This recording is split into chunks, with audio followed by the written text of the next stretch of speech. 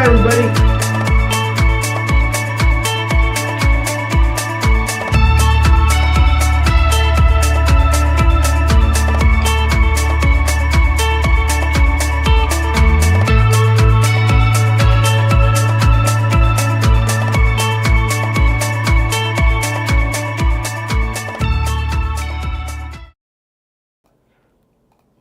Hello, good afternoon. Welcome to the Archer Travel Sales Training with Mike and myself, Alex.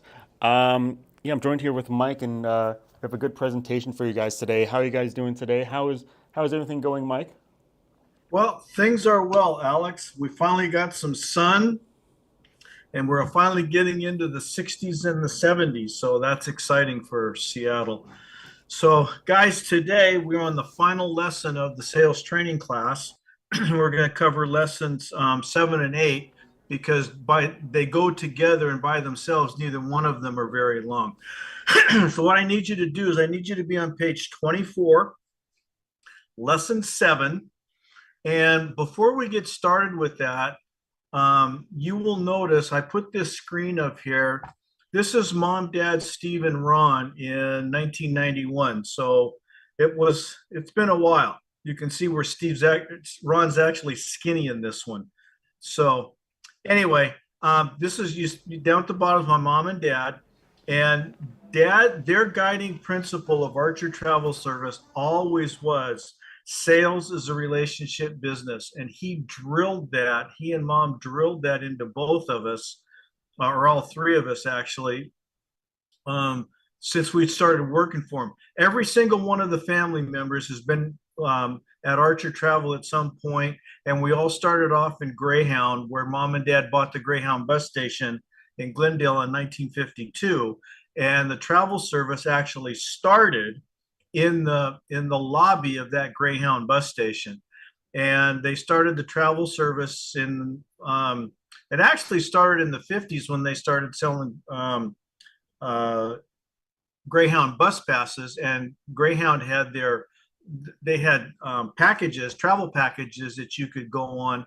And at the time, that was pretty much all the travel there was by bus or by train. And then the jets came in 1959 with the 707 and the 727, and that revolutionized air travel, which also revolutionized the market. But Dad always had a client base, and he was always going, if he hadn't heard from somebody in a while, he would go, I haven't heard from that person. Maybe I'll give them a call. Because his attitude is, what have I done for them lately? And that's what kept them, and that's what had made the travel service grow. And that was the whole principle behind this sales training class.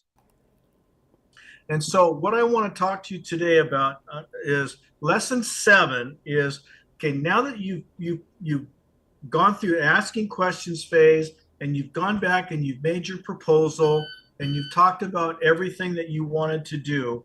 I'm not talking about, but you've written down everything that you want to do that shows them where you're going to go. Now you're going to go back to them and you go, okay, this is what I made up for you. This is called presenting your program. And like everything else, there's a science to this. There's some steps you have to go through. And the very first thing is, I want you to look at the bottom of page 24 where it says setting the agenda again. All right. So what you're going to do is you're going to tell them, my mentor, when I started in yearbooks, my mentor said, when you're talking to somebody and you want to make a presentation, he says the best way to do it is you tell them what you're going to tell them, and then tell them what you told them. So we're constantly letting them know what we're talking about, getting their cooperation and their agreement, and then making sure that they're all on the same page with us. Okay. So there's a 3-step model to doing this. So you've got all your stuff written down. If you want to be really, really good at this, and you want to really let people know what's going on, when you're in your asking question phase, and we didn't talk about this in the questions, but when you're doing your summaries, what'll really put you ahead of everybody else out there is you say, you've got all your notes, and you go, okay, we've talked about all of these things. Is there anything else? No, you've got everything. Okay. One last thing before I go home and present this is if you had a priority, what is the number one thing that is on your agenda that I really need to address and make sure I get right? What's the number two thing? What's the number three thing? What are the top three things that you want me to talk about? So that you write those down, and then when you go back in and you finally make your presentation, you tell them what you're going to tell them. And then the very first thing you tell them is, okay, if you remember our conversation, the thing that you were really, really the most concerned about was making this thing cost effective. So let's talk about that. Do you remember that? Yes. Is that where you want to start? Yes. All right. So then you talk about whatever their budget items are, and then you address those issues. Okay. So first thing is the three-step model. That's the bottom of 24. So we're going to present. You've done this. We're going to present now. So right now we're at the presenting. This is the science of selling. So the presentation is setting the agenda, and this also goes with Jose's presentation of the travel quote. So setting the agenda. Now the three-step model is simply nothing more than recalling one of the needs, and if there's some priorities there, you recall that one, and then you recall that first need. All right. So once you do that, you talk about how you can fulfill that need, giving them the precise feature and benefit that goes along with that. All right. Then if it requires a proof, you have it. Now remember, you always have to have a proof. You may not use it or you may not need it, but you're required to have it with you when you make your presentation.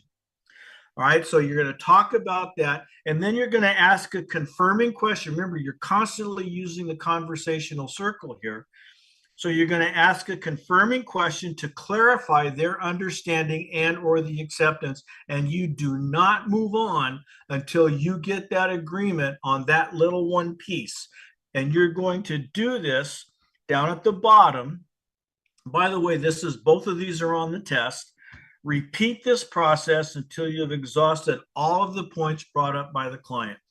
And that's it.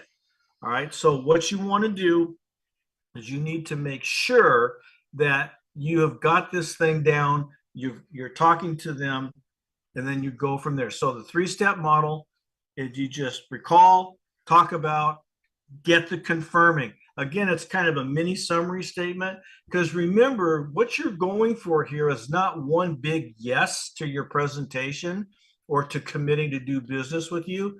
You're getting a series of incremental yeses, because if they keep saying yes to this and yes to this and yes to this, how can they say no when it comes to actually asking them to do business with you?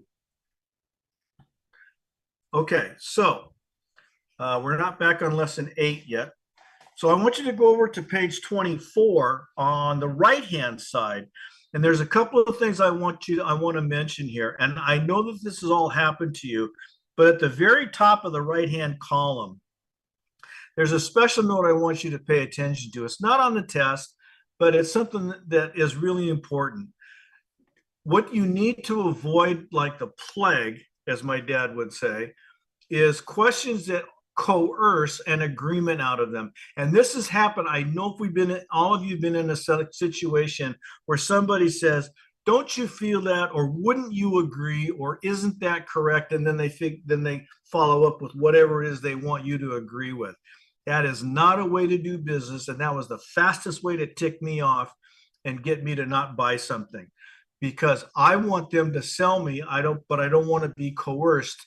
I want to go in this as a partnership. It's very manipulative, and I don't want you to use it.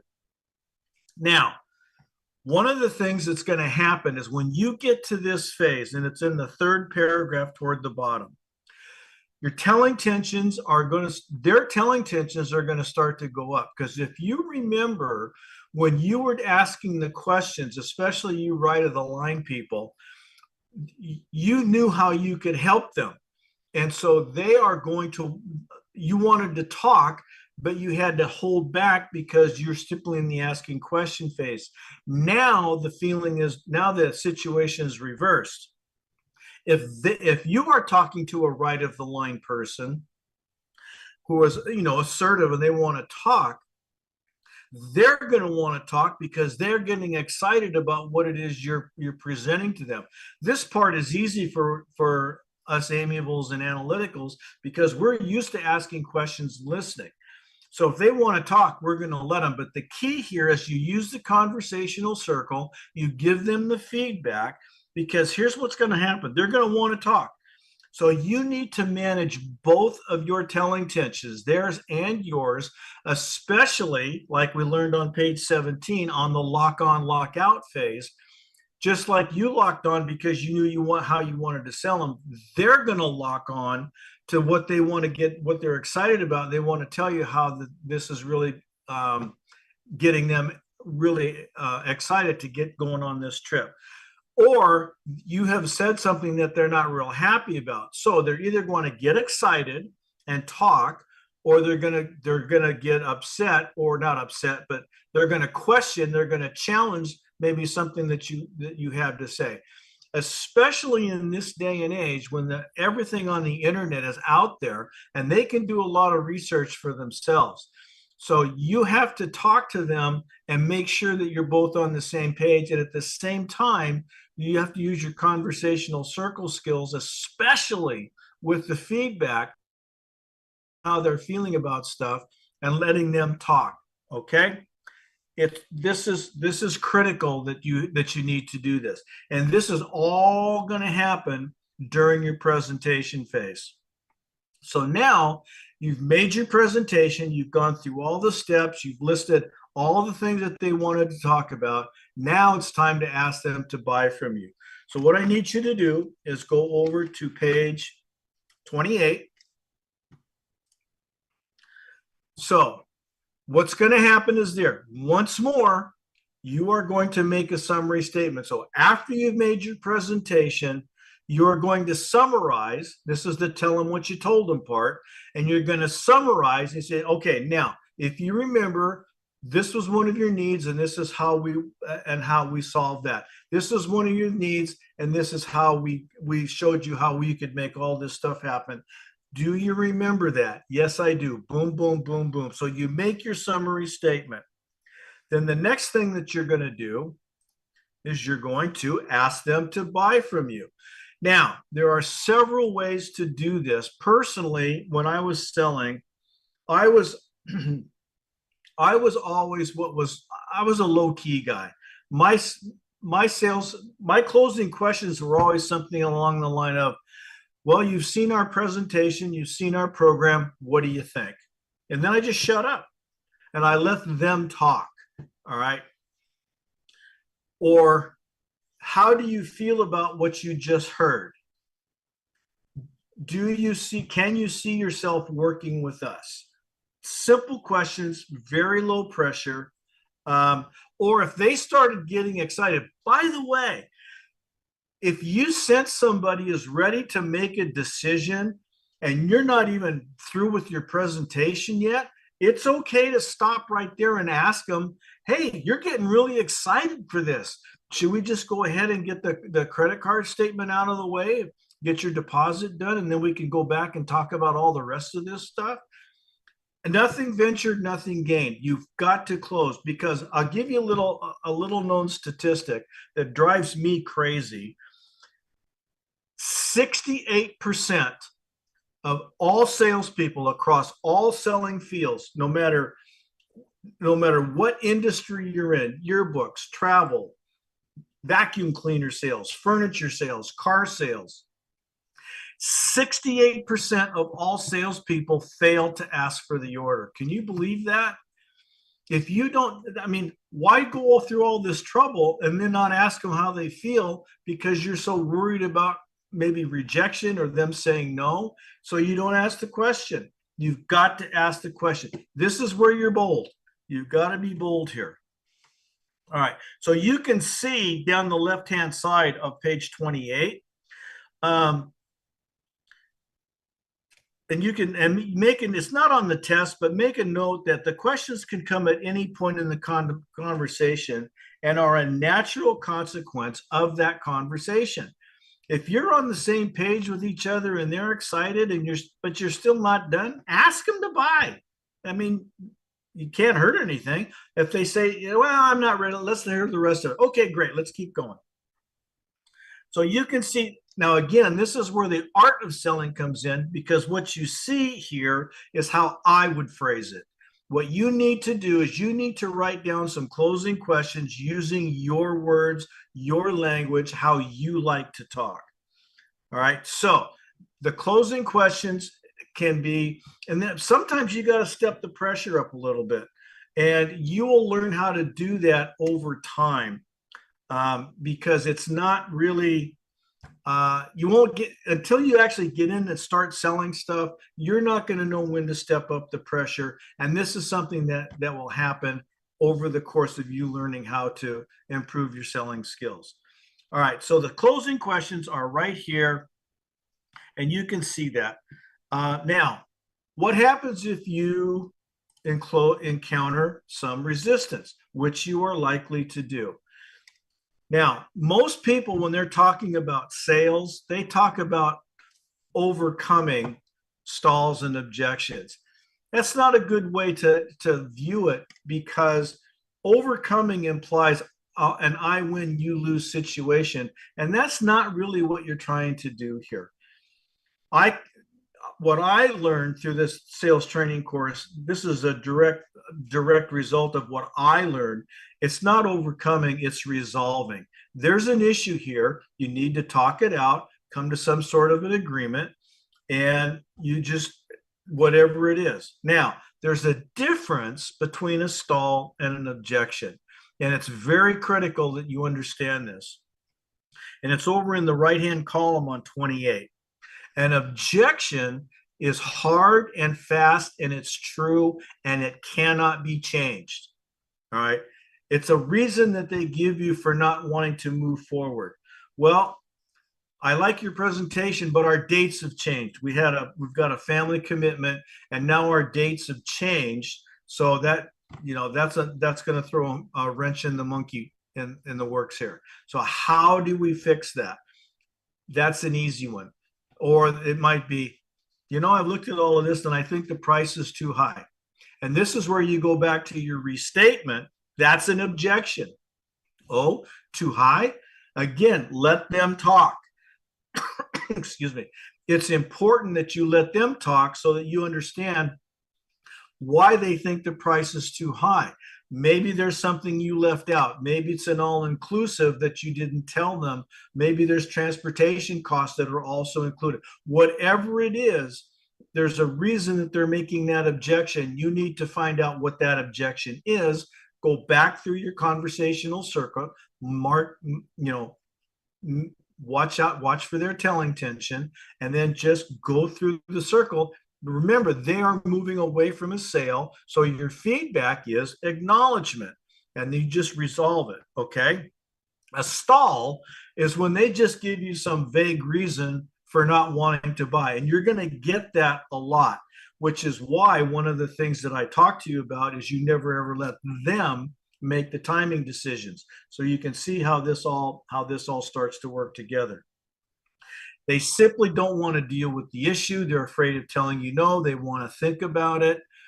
And so how do you do this? All right. First thing is go over to page, go down to the bottom of 28, actually, because I keep pounding on this, but it's crucial that you pay attention to the telling tension. And also because they know that you're going to be upset if you don't make the sale, their stress levels are bound to go up. And now you start talking about putting people in backup behavior where their tensions are rising. So your job is to stay non-defensive, keep the telling tensions low, keep the stress levels down so that they don't go into backup behavior or Z out behavior, which was back in lesson 3. So, and there's a way to do this. All right. The first thing is, let's go over to page 29, and it's called the 4-step model. So the first thing you do is you reduce the tension. All right. So by reducing the tension, you acknowledge, again, remember, you don't empathize, You don't agree, you don't support, you acknowledge, I understand your concern. All right. And you use the conversational circle to clarify. Number two, you gain a commitment to act. And you use a hypothetical here. If we can resolve this one issue, are there any other concerns or questions preventing you from moving forward? All right, so you figure out what's going on here. And this works for both stalls and objections. The only difference is in a stall, you go, okay, since I'm here, one of my favorite things to do is, since I'm here and I know you need something, you need time to think, can you share with me what it is you want to think about? Because I'm here right now and maybe I can resolve this for you right here on the spot.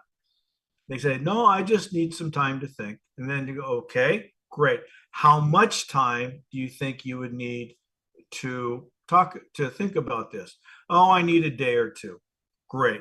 Today's Tuesday. How about if I give you a call on Thursday and we'll get this all resolved? I can answer any questions and see what's going on. You have to continue to press them. Okay, so if I can resolve this, can you gain are you ready to move forward? But the other thing is, you also have to ask, it's critical to ask it in this way. If we can resolve this one issue, are there any other concerns or questions preventing you from moving forward? You need to find out if this is the only thing that's stopping them or if there's something else going on.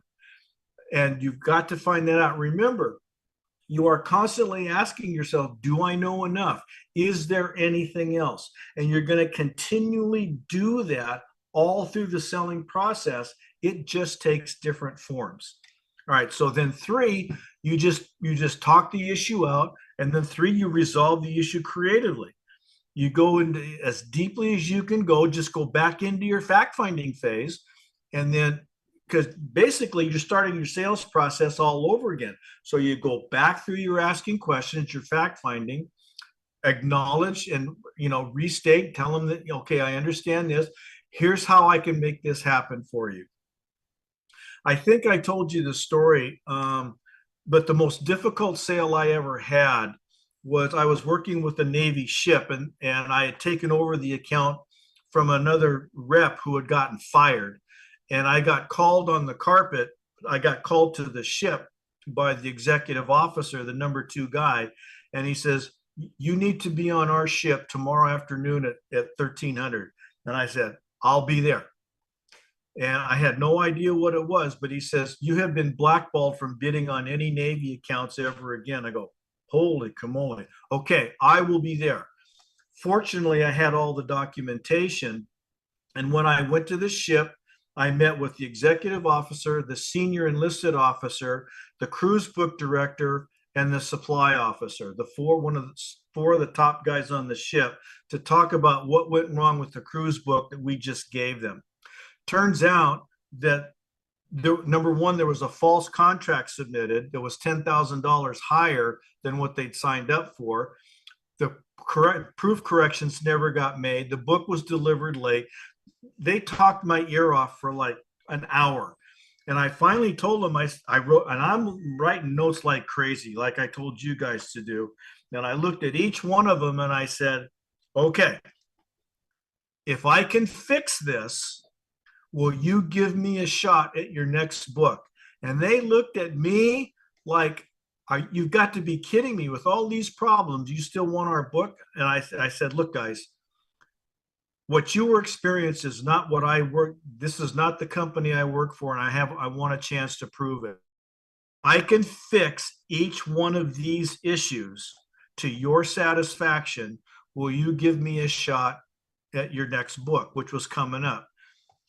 I said, it's going to take me a day or 2 to get this fixed. So today it was like a Monday. He said, can I come back on Thursday with my solutions? And they said, we'll be here. I said, I'll be here at 1300.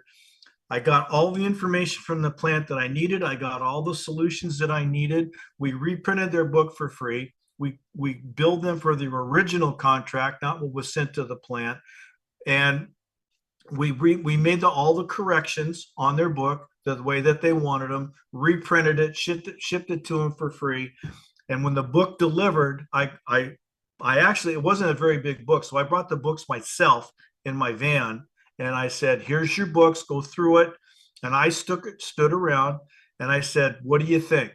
Can I have a shot at your book?" And the XO looked at me and says, "Where's the contract?" So all that kind of stuff. And it's really, really important that you stay non-defensive with all of this. Okay, so 3-step model to sell, 4-step model to resolve stalls and objections. But there's some things I want to just finish up with at the end of this. Again, well, let's do something else first. On page 29, you can see there's three key points, and I keep pounding this on you. Do I have enough information to make an intelligent presentation? You should say yes to that. Because number 2, when you obtain limited information, you have limited success. And number 3, they're choosing to let you be a part of their lives for a reason. Never forget that. That's where the relationship comes in. That's why just when somebody sends you an internet inquiry, you just send out the form or the link to the form to have them fill that out. 9 times out of 10, you're not going to get their business. You've got to establish a relationship with them. So some final thoughts. Number 1, once you've gained a commitment, stop selling. They've agreed to do business with you. Stop selling, because a lot of sales get lost when somebody continues to talk, and sometimes it brings up red flags in the client's mind. This is where number 2, post-selling, comes in. Once you've got their commitment, you've got their credit card form signed, or you've got their booking date committed, whatever it is, now you can go into the post-selling, like travel insurance and visas and all of that stuff that has to be dealt with, but not right then on the spot. Number 3, listening. And I cannot emphasize this enough. Listening is the single biggest asset of the entire selling process. Remember, you control the conversation and where it goes by the questions you ask. That's your map. You're the navigator. You control where the car goes by the questions you ask, not by the statements you make. And you are continually summarizing, constantly. And then you're gaining agreement. So the final thoughts, basically, this is the essence of the sales training program, is 3, 4, and 5 is right there. So you can see down here, this was the very first business card that Mom and Dad had in the 1950s. And then this is Mom and Dad in 1966 when they moved to their new state, their new office. All right. So again, this is the 3rd or 4th time I've shown you this. The hidden key to your success. What did I do right? What did I do wrong? What could I have done better? What did I miss? If you did not get the sale, you need to ask this question of yourselves. What did I miss here? Why did I not get this sale? And be brutal on yourself. That's the only way you're going to improve. Now, did I get a referral? This is where you ask that question, is right here at this spot. Did I get a referral? And by the way, if you want to grow your business, you ask for the referral regardless of whether you got a sale. So if you get the sale, you go, man, I'm glad you really want to do business with us. Do you know anybody else who might get as excited as you are? Or if you didn't get the sale, you go, man, I'm sorry, we couldn't do business. I'm sorry I couldn't meet your needs for wanting to do business with me.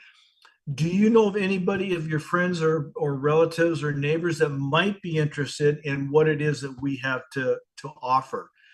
Nothing ventured, nothing gained. A referral to somebody else is the best way to grow your business. Cold calls are brutal. Referrals are always the best. And then finally, and this one is actually just as it's more critical here is, did I send a thank you note? And at the end of this, I would not I wouldn't call them, I wouldn't email them, I wouldn't do a digital media here. I would send them an actual thank you note written out, stamp, and mail it to them. That's going to make more of an impression on them, especially if you didn't get the sale. They're going, wow, I might have to give this guy another chance here. You never know what it's going to happen, but it just the thank you note part of this just shows that no hard feelings. You've made a friend. You're still interested in doing business with them, and thank you for giving you the time to actually make the presentation and the proposal. What it does is it shows respect and gratitude that you got a shot at them. So this is how you improve your selling skills, is this key to the hidden key. The other one, like this again, is for the third or fourth time. And this is the biggest reason you'll lose a sale, is if they let you, they take away the timing decision from you. So especially if they're stalling you and they don't want to make a decision, if you let them off the hook and say, okay, I guess I'll just wait to hear from you, you're toast. And those of you that have done this, you're toast, because it's chances are they just don't want to make a decision, or they will take all of your information and they'll try to do this on your own, which is one of the beautiful things about being an Evo agent and working for Archer Travel, is that you've got deals nobody else has access to. You've got information and stuff nobody else has access to. So you've got to use that. But if at all possible, and by the way, you might have to kick up the pressure a little bit. So, we've talked about all of this stuff and you've agreed with everything that I said. I guess I don't understand where your hesitation is. Can you share with me what it is and why you need more to think about?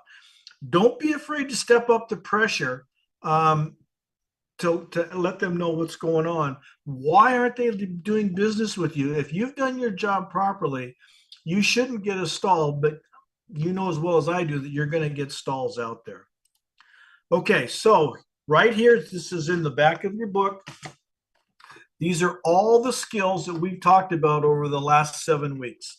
So there's a lot of stuff that I've thrown at you. There's a lot of stuff that you've got to absorb. If you're part of a team that has taken this together, you need to practice these skills with your teammates. It's just really important that you practice all of this stuff if you hope to improve. All right, so now that you've taken all these classes, there's a couple of things. There's a test that you can take, and I'll share that with you in a second. But you can become an Archer Travel Service, an official Archer Travel Service person. And we've got 2 logos here, a big one and a little one, that you can use for your correspondence, however you choose to use it. And we send you this. It's a PDF file with your name on it.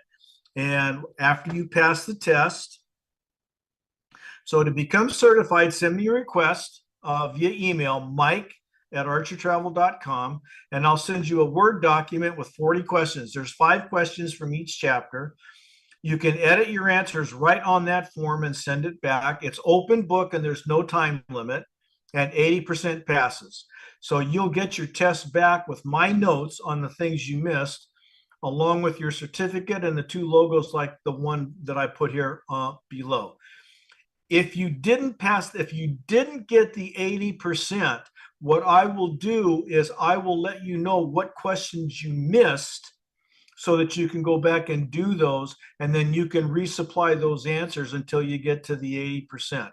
So I want you guys to pass, and you can have as many chances at this as you want. And my wonderful friends, that is the sales training class for the last 7 weeks. So, Alex, does anybody have any questions? No, looks like everything was very clearly stated and really informative. And Mike, thank you so much for sharing this all with us. Okay, guys, that's it. So if you want to take the test, send me an email. I'll get that stuff out to you and back as quickly as I can. All right. If you like what you saw and you've got other Evo agents that you think might be able to use this, we're starting up again, brand new next week with lesson 1, and we're going to go through this again. So that's it. Have a great rest of the day, guys. See you later. All right, guys, have a Bye. great day. Thanks, guys.